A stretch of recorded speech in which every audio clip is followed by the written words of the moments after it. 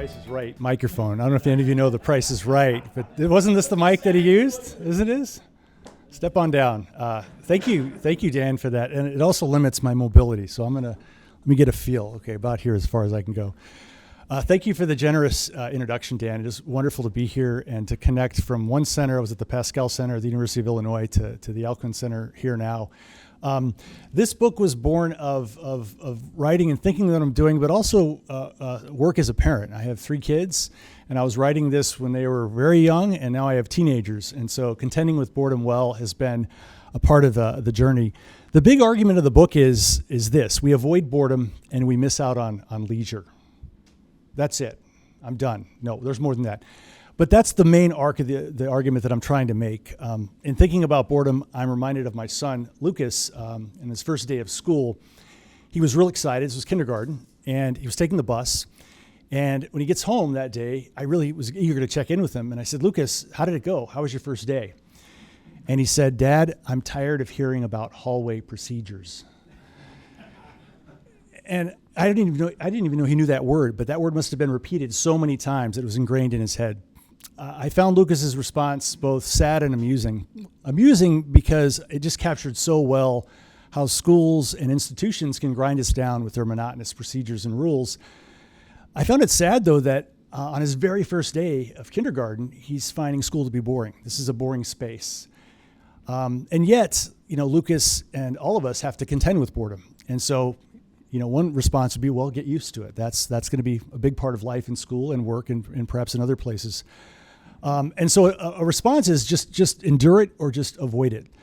But I think boredom needs more attention than that. And it's gotten a lot of attention from psychologists. My area is philosophy of education. I also study theology.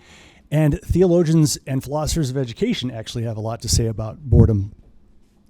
So I want to start with boredom. And when I'm thinking of boredom, I'm thinking of boredom avoidance and its discontents. In school, when students are bored, they begin to lose attention. They begin to act out. I used to teach high school for 10 years, and if I had a class that was boring, it was going to be a classroom management issue. So it was kind of the elephant in the room that I was trying to work around. Over time, though, if students are bored in school, they just drop out. If it's chronic year after year after year, it correlates with student dropout. So that's a concern. But boredom tracks us beyond school. It tracks us for the rest of our lives. Boredom is causally correlated to all kinds of things: drinking too much, eating too much food, spending too much, buying things we don't need. There are entire economies, industries that are vested in making sure that we are bored, that we become easily bored, so that we will consume more and more. I just want to turn to a sociologist real quick here.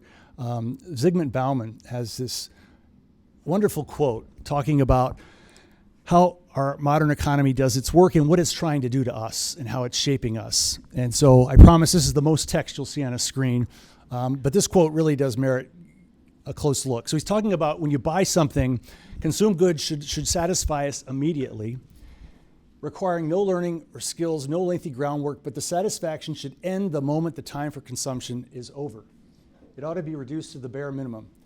The needed reduction is best achieved if the consumers cannot hold their attention nor focus their desire on any object for long, if they are impatient, impetuous, and restive, and above all, if they are easily excitable and predisposed to quickly losing interest. And so I think this quote is insightful because it really gets at the goal, not often, the goal of our economies is to keep us in this state of perpetual avoidance. Okay. Let me just make a couple distinctions. The first is when we think about boredom, we tend to think about it objectively. I'm bored by this class, this book I'm reading, this teacher that I have to take. And there's some truth to that, but that's only part of the story. The other side of boredom is it's subjective. We are making an assessment of a situation. And what may bore one person may not bore another person. And so in this respect, boredom is kind of a perplexing mood state. What do we make of it? In some ways, I liken it to a dashboard light indicator. So when you're driving in your car and you see the oil light go on or the gas light, it gives you clear, immediate feedback that you need to do something. The difference with the boredom light is It goes on. In fact, it's going on all the time for many of us, and we don't even notice it, and we're not sure what to do with it. Boredom is sometimes described as a latent emotion. When you think about other emotions or mood states like anger or fear, they're very palpable. If you get angry, has anyone ever gotten angry and hit something? I have. And you do that and you realize, you know what, I need to get a handle on how I'm responding to this mood state of anger. With boredom, we're responding to it without even noticing it. Every day, we're making decisions, navigating away from boring spaces into more interesting spaces. And we tend to respond in two ways. And they fall on a continuum. At one extreme is avoidance, at the other extreme is resignation. So we encounter a boring situation, and our first move is to avoid it, to just get out, physically sometimes to get out of the space, to change the conversation, to look at our phones. Our phones are sophisticated boredom avoidance devices. I teach undergraduates, and I actually incentivize. I give them an extra point on their overall grade if they turn their phone off and put it in a box at the back of the room. And they all take me up on it, which is great. I don't know if you've ever noticed. Have you ever, when your phone vibrates and you feel it in your pocket, have you ever felt that vibration and it's not even there? We are cyborgs. Cyborgs are this combination of technology and human. We've all become these cyborgs, which plays into the boredom avoidance. And we avoid boredom because it actually is painful. I don't know if you've ever experienced the pain of boredom where you're stuck and you can't get out. Hopefully you're not experiencing that right now. But if you are, get meta, stand outside of it. So it's painful, and this pain was actually illustrated, a test by psychologist Timothy Wilson. He invited patients or subjects, whatever you call them, to sit in a room quietly with their own thoughts. And they had nothing else. They couldn't look at their phones. There was nothing. Just sit in your room with your thoughts. Or you could put your finger in a machine and receive a painful electric shock. And the subjects actually received the shock before, so you knew what it felt like. And all of them said, I don't want that again. In fact, people said, I'd pay money to avoid that again. So you knew what it felt like. It was going to be very painful. He then has them go in the room, or they can receive a shock. My question then is, what percentage? It was 18 to 70-year-olds. The data doesn't disaggregate along ages, which would have been very interesting to see, but it does disaggregate along gender. What percentage of the men, what percentage of the women do you think opted to shock themselves rather than sit with their thoughts for 15 minutes? 18 to 70-year-olds? Yep. 95% of men. Wow, you're really being hard on men here. Gee whiz, 95. I know them well.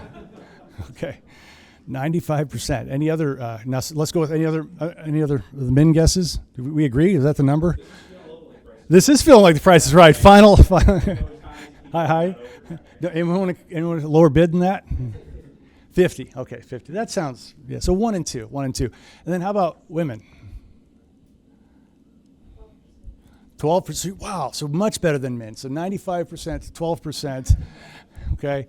The answers are. Let me reveal the results. 25% of the women and 65% of the men opted to shock themselves rather than sit with their own thoughts, which is to say that we would rather have physical pain than the pain of boredom. 2/3 of the men would rather endure physical pain, and 1/4 of the women. This harkens back to this insight theologian, philosopher Pascal shared many years ago in the 17th century. He said that the root of human evil is the inability of a person to sit still in a room. Isn't that great? I just love that. And so this psychologist basically took that insight and bore it out. And we all kind of intuitively understand that and know that. Okay, so avoidance is key, or the key response. The other response is resignation. So I'm confronted with a boring situation, and there's nothing I can do about it. And this is kind of like the grown-up response. I don't know if you've ever had this, maybe as a kid, when you were bored and a parent said, get used to it. Push through it. That's life. And, that sounds like a mature adult response, but I think it's really problematic because what it is there's a resignation. I just give up, and I'm not going to try. I teach teachers, education student here, and I get to visit lots of great classrooms. And in many classrooms, the students are engaged. They're not bored. It's dynamic, but sometimes the classroom spaces are boring. They're just not engaging. And most of the time in those classes, the students are disruptive. They're misbehaving. And I actually find that entirely appropriate. In fact, I actually think teachers should be punished for having exceedingly boring classes. Sometimes, though, I'll be in a class that is so boring. I was in one class where the students had to copy a PowerPoint for 45 minutes. The teacher would read the PowerPoint. I was feeling self-conscious reading that slide to you, by the way. Read the PowerPoint and wait for them to catch up writing it out for 45 minutes. It was incredibly boring. I was just bored out of my mind. And I expected there to be a revolution. But instead, the students were docile.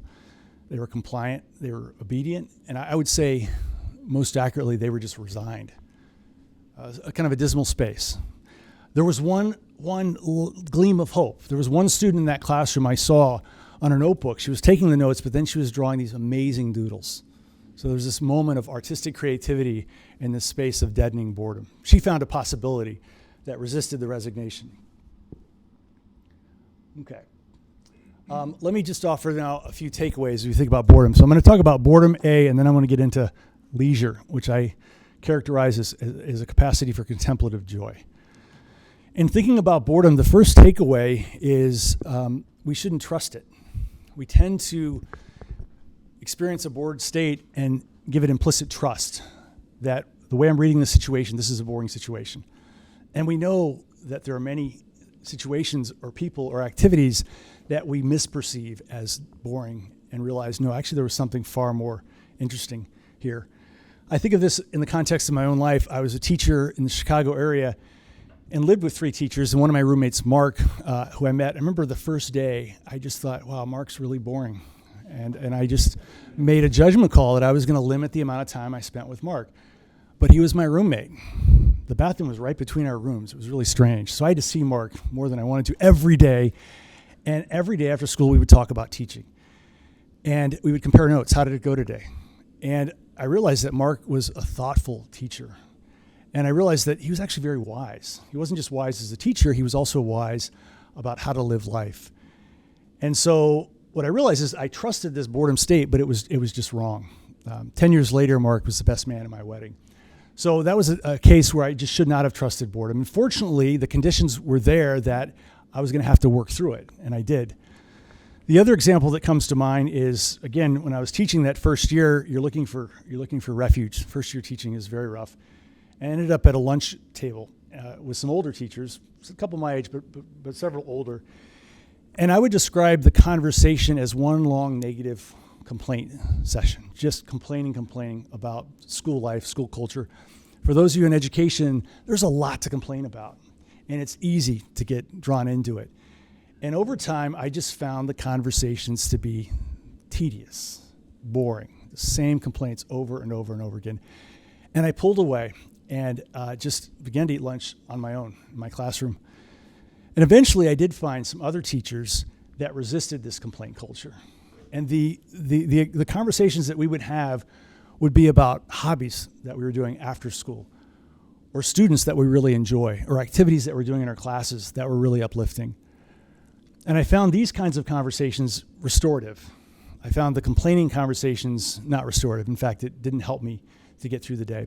Anyway, I share these 2 vignettes for point 1. We should not trust boredom. However, we should attend to it. We should listen to it and reflect on it. And I think about this in the context of the Christian tradition. Early Christian monks were thinking very thoughtfully about this phenomena.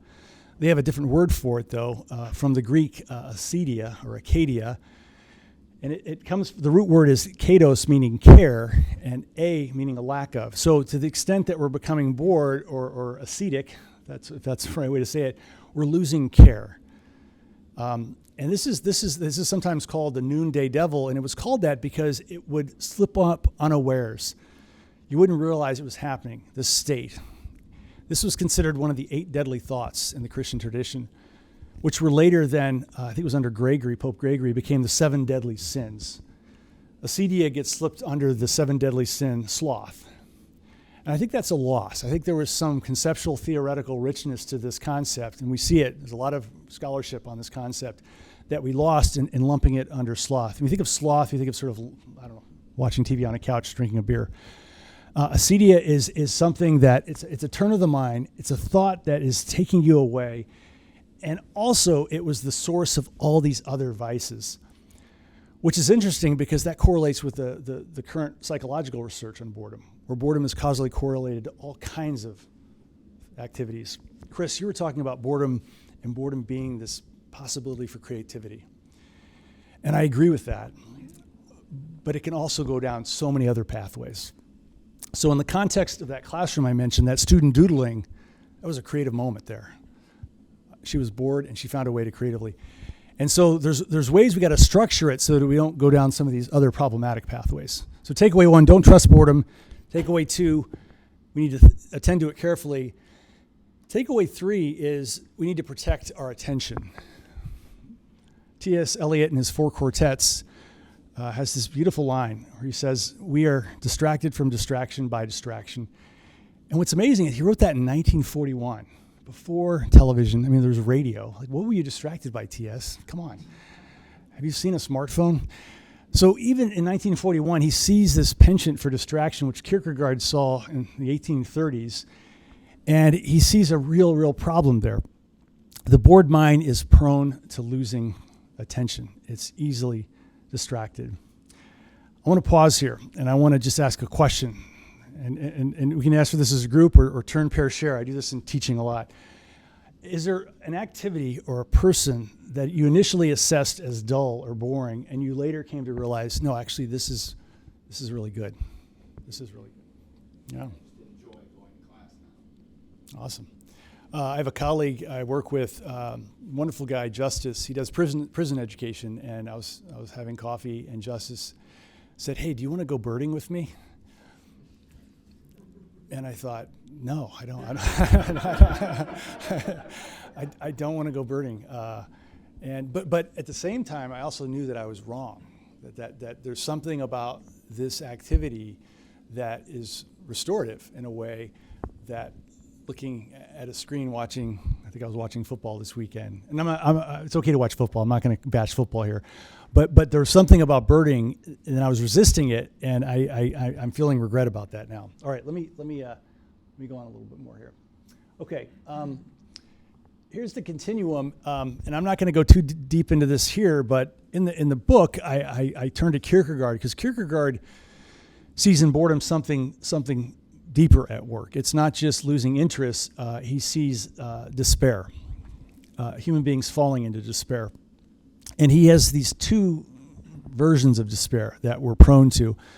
The one is the despair of necessity. And to be in the despair of necessity is to be without possibility. And I think about this in the context of my kids. Occasionally I would do technology fast weekends where there were no screens allowed. And my son, Lucas, again, I'm picking on Lucas, would come up to me and say, "Dad, I'm so bored. There's nothing to do." Just a complete resignation. And, we lived by woods. There were board games. There's Legos. There are all kinds of possibilities there for him to engage with. But he was stuck in this despair of necessity. He could not see any way out of it. Conversely, the despair of possibility is to be without necessity. And what Kierkegaard is talking about here is we tend to get wrapped up in the possibilities of other people or fantasies about what we might or could or should do, and fail to enact them now. When I think about the attention, Harry and who's his wife? Prince Harry. Who? Meghan and Harry.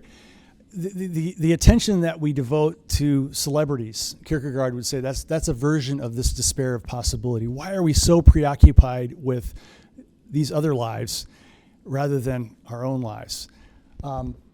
In the middle here, between these 2 versions of despair, is agency. It's taking a possibility, something that I can actually imagine, sketching some artwork in a class that day, and dealing with the necessities that you're confronted with. I'm in a class, the teachers this is like the Charlie Brown teacher, want, and what is a possibility for some kind of creative engagement in that context? That's where we're getting into agency.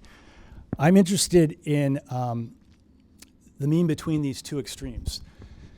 And this is thinking with Aristotle. Aristotle looks at several mood states: anger, fear, and how we tend to go to one extreme or another. Getting angry, we are, overly reactive, or we don't respond appropriately enough. So too with boredom, there's a middle way, a practical, wise way that I am going to call this cultivating contemplative kinds of leisure. Let me turn now to the cover of the book. I got to select the cover, and I wanted this cover, and I couldn't believe it was available. It's in the Reichstag Museum, and it's all public domain. So this is Vermeer's The Milkmaid, and it just captures so much of what I was trying to make a case for in the book. I'm going to ask you to, real quick, with a neighbor, make an observation about the painting. So just with a neighbor, what is something that stands out in the painting to you? Who would like to make an offer on the Price is Right? Any bids? Any observations? What stands out? What strikes you in the painting?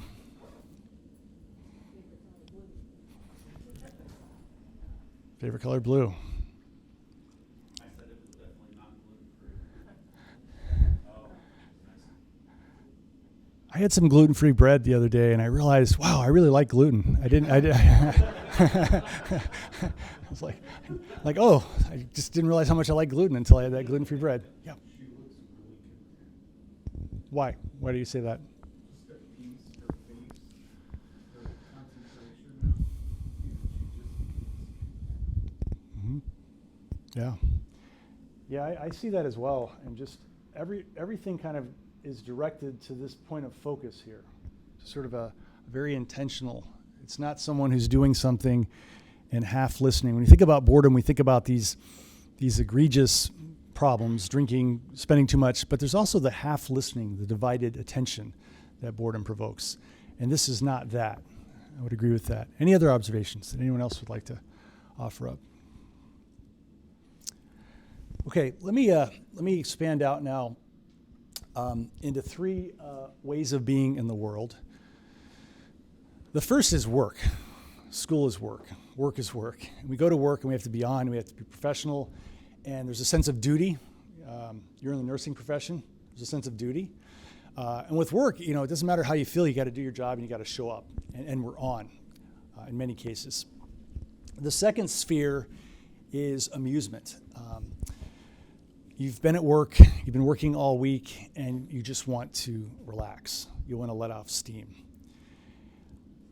Aristotle says, okay, these are two spheres, and what happens is we tend to have those take up all the oxygen in the room. So we're working, or we're amusing ourselves, or we're amusing ourselves to recover from really taxing work and then go back to do work. So we're working for the weekend, and the weekend helps restore us, or not restore us, to help us get through the next work week. The third sphere that Aristotle's noting, and that I'm making a case for, is this space for leisure,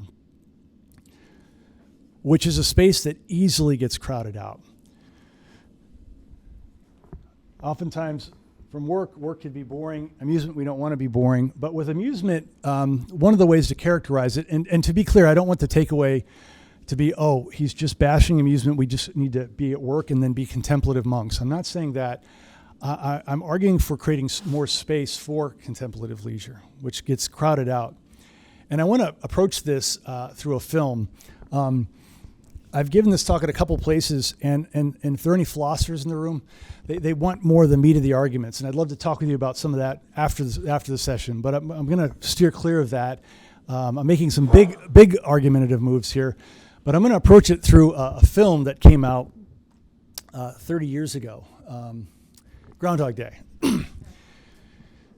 This is a film that I think has a lot to say about boredom and leisure and amusement. The main character, Phil Connors, is a weatherman. He hates his job. He hates work. It's dreadful. He's trying to get a better job. He's really a jerk. He's condescending. He patronizes his coworkers. He's sexist. His coworker, Rita, he's patronizing too. And he goes to Punxsutawney, Philadelphia, to report on, not Punxsutawney, Pennsylvania, to report on the groundhog seeing his shadow. And he dreads this day. He he's there, and he goes through the day, and he wakes up, and he's in the same day again, right? You all, who knows this film? Does everybody know the film? Oh, my gosh, everybody. I was with a group where like 2/3 didn't know it. Okay, I'll be very brief with the story. He's stuck in the day, right? We all know that. Initially, he's annoyed, but then he's like delighted, right? Because he can pursue endless amusement. He can buy, money's not an object. He can eat whatever he wants. He can have all kinds of exploits, which he does with women in the movie. And eventually, this runs its course. And this is where I think there's a key distinction between situational versus existential boredom. When we think about situational boredom, it's a situation. I'm bored by this situation, but as soon as this class ends, I can get out of the situation. Existential boredom is you're bored with life. It's a more profound boredom. And this is what Phil is contending with. Initially, he's situationally bored, and he finds amusement, but then he gets into this existential boredom, and all of the amusements lose their appeal. And it gets dark. I should say, trigger warning, it gets very dark. He kills himself, but he wakes up the next day, right? So it's not too dark, because he keeps waking up again and again. When thinking about situational boredom, we're bored with something, but Tolstoy has a great quote. We're bored with life, and it's a desire for desires. I don't even know what I want. I don't know if you've ever had the experience of looking at Netflix, and there's like 1,000 titles, and you're like, there's nothing here. I just don't. That's like a little kind of a whisper of existential boredom. Take that and apply it to an entire life, and you've got existential boredom. I remember I grew up, I'm old enough, when there were 3 channels on TV. Does anyone else remember that? There were 3 channels. That was it. Not 3,000 offerings on Netflix. So it's kind of amazing we can get bored, and that's getting existentially bored. The other distinction, I'm repeating myself, is this distinction between amusement and leisure. And one way to characterize amusement is this phrase, vegging out. Do they use that today? Vegging out? I think that's from like 80s, right? Some of my older peers here. I just want to veg out, right? Meaning that I just don't want to think. It's interesting that we use the analogy of a vegetable. When you talk about medically, when someone's a vegetable, it means they have no cognitive functioning. They just want to be completely anesthetized, really. So coming back to Phil Connors, he is existentially bored.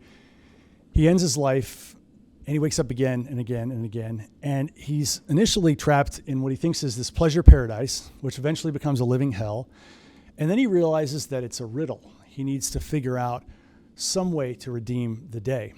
And it actually starts with Phil having a conversation with his coworker, Rita. And in this conversation, he's honest with her. Up until that point, he'd been conversing with her only to try to sleep with her. It was a manipulative conversation, or to put her down. He finally confides what he's going through, and he's able to prove it just because he knows everything about the day. And this conversation opens up something he hasn't had before, an actual conversation.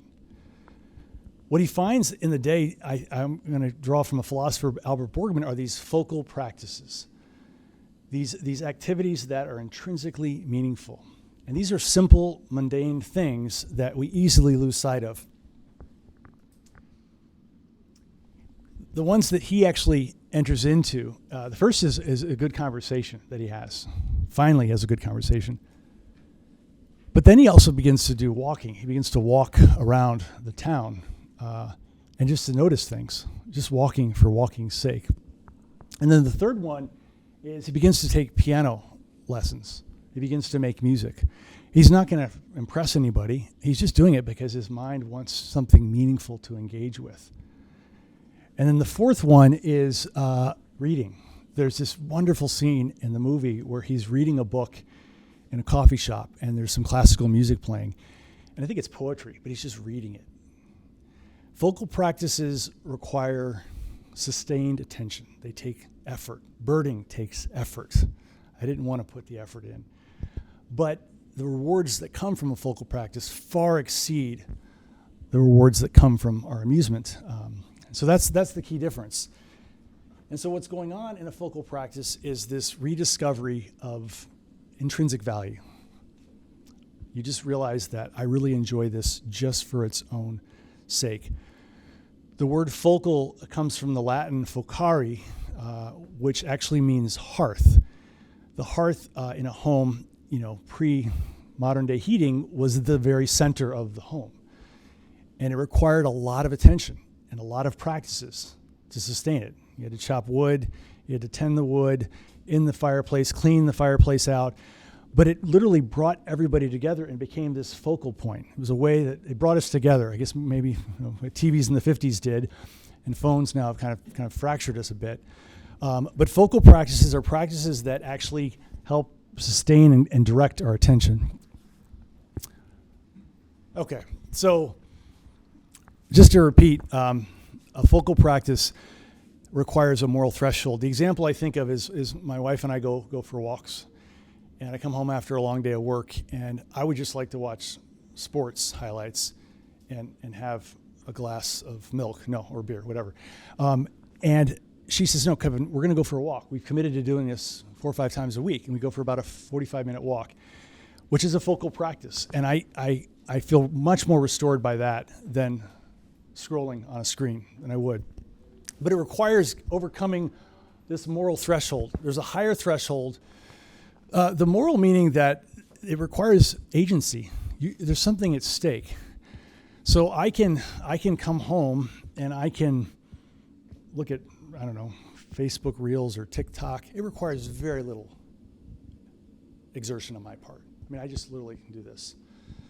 But to go for a walk or to pick up, I play guitar poorly, requires more exertion, more effort. That doesn't seem like a very significant moral decision, but it actually is a moral decision for contemplative leisure. And it requires action on our part. It's taking a possibility and saying, I should play guitar, but you know what? I think I'm just going to do this because this is a lot easier. Does that address? Yeah. Okay, let me just offer a few guidelines for contemplative leisure, and then I'm going to finish up with 2 things, and then we can move into conversation. The first one is to do a boredom audit, is to look at how we're spending our time and how much would we characterize as amusement versus contemplative leisure. The second is identifying, we already have focal practices going on. I mentioned my friend Justice who goes birding. I have another friend who does crochet. These are things that require sustained attention. It's hard to, you can walk and listen to a podcast, and I think there's some benefit there. But I think there's even more benefit walking in the woods without a podcast in terms of the quality after you've done it for a couple hours versus having your mind somewhere else as you're walking. So to enter into a focal practice is to be focused, and it's to set up parameters that help guide our focus. The third guideline is apprenticeship, and by this I mean I should be Justice's apprentice. I should say to Justice, I want to be a better person. Let's go birding 5 times over the next 6 months. I don't know if I'm going to do that, but we need help. Each of us needs help supporting and sustaining this kind of contemplative leisure. Yeah. And in thinking about friendship, I'm thinking about, again, I'm leaning a lot on Aristotle because I think Aristotle was right about not everything, but a lot. He makes this distinction between friendships of utility. I like this friend because they have a pool. I get to swim in a pool, and I have to take care of the pool. It's very useful. Or they have a boat. A friendship of pleasure is someone I just like to laugh with. Always cracking up, always telling jokes. But it doesn't mean much more than that. The highest level of friendships are the friendships of excellence. And these are friends that care about you and your flourishing as a human being. And you care about their flourishing as a human being. And you have permission to call each other to sustain that flourishing as a human being. I think that's key for entering into this. You good, Dan? Oh, and the last one is love. I mentioned crochet, I mentioned birding. I don't know that I'm ever going to love birding, but I love so many other things that are focal practices. Playing guitar, trying to make music, walking, hiking especially. I like to ride my bike. And then doing it in a way, this is a great quote from G.K. Chesterton, anything worth doing is worth doing poorly. We tend to take focal practices and turn them into competitive events. I love to play tennis, and I admit I do love to win, but I just loved the game of tennis. A good point that goes on for 10 strokes is just intrinsically enjoyable. And so experiencing the intrinsic value, giving yourself space to experience it. I see with kids in sports and music especially, it becomes so intense, so competitive, and many of them drop it when they get into adulthood because it just wasn't fun. And they were not given space to realize this sport you're playing is a focal practice that could sustain you and be part of a meaningful life if you enter into it in a way that gives you permission to experience intrinsic value. Okay, I'm gonna do two last slides and then I'm gonna open it up. I discovered this amazing painter, Makoto Fujimura. He's got this concept of slow art, and it literally takes months to create these paintings, and there are 40 to 50 layers of paint. And each layer has to dry, and he puts another layer. And the way to see this art, not only is it a slow art, it requires a slow seeing. You should actually see the painting in person so you can see the pigment and the layers, but you need to spend 15, 20 minutes with it to really begin to see the depth, because there's things that are happening and going on in there.